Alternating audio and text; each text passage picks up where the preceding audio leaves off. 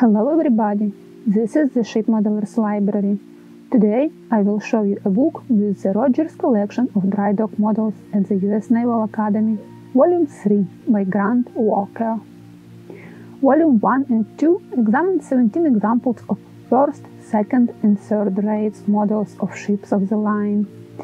Volume 3 addresses the models that represent the other kind of Royal Navy ships in the age of sail, the cruisers and convoy escorts of the 4th, 5th and 6th rates, all originated in England and represent English or British warships.